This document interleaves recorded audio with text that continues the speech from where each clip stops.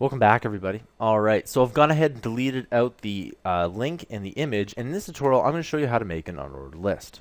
So, as you can see here, we have a paragraph, and to make an unordered list, you need to type in the UL and the /UL. So, see, we do that and nothing happens because we have to add in a list item as well. So, you start off with the list tag, and then you give up the list item tag. So, li, and all it's going to be is we just say maybe item 1, and we have to close that off too. Okay, and what I'm going to do is I'm just going to copy this 3 times, so paste it, and then change up the images here just like this. Okay, you can type them out, and by the way, typing things out for practice purposes is actually really good. I'm just doing it to save a little bit of time in the videos. Okay, so now we have an unordered list, and you see that there's a little bullet there. And whenever you're prototyping, it's a good idea to go ahead and change everything so everything makes sense. So instead of saying this is an awesome paragraph, you can say this is an unordered list. Simple enough, okay? Now I'm going to copy this entire paragraph and list. I'm going to paste it in here. The next type of list is called an ordered list, and the only thing that changes is you change UL, which is unordered list, to OL, which is ordered list. And you see the difference here is that one is just simple bulleted items, and the other is simply 1, 2, 3. It's ordered. Simple enough. The last type of list is a definition list. And what these definition or description lists do is you, instead of typing OL, you type in DL. Okay, so let's go ahead and type this in.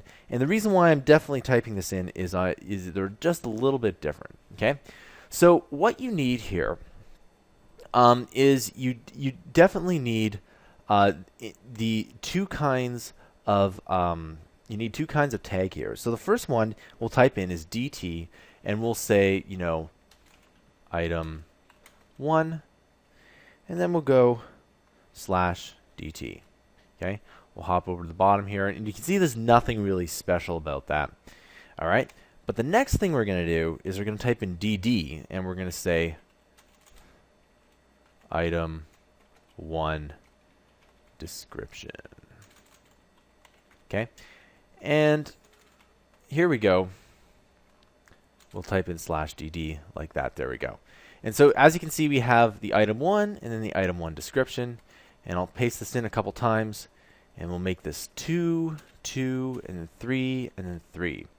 So there we go. We have item 1, and then item 1 description, item 2 description, item 3, and then item 3 description. All right, it's just that simple.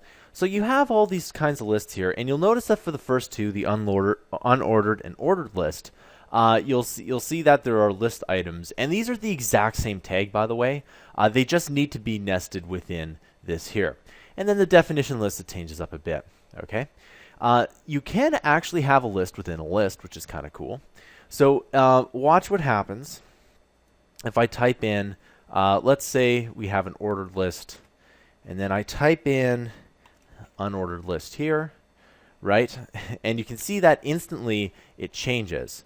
But what I'm going to do is I'm actually going to type in /UL here, and if we put in a list item, so like this, you can see that I can add in a list item just like this. And what I'm going to do is okay, there we go. So you can see that we have more items here to take a look at here. So we got 1, and then we can have a whole bunch of things too. And you can actually mix and match. One thing that's really good about HTML is that you can mix and match a lot of the stuff. In other programming languages, they're not as forgiving, and you can't really do that. All right, and that's lists. I'll see you guys in the next tutorial.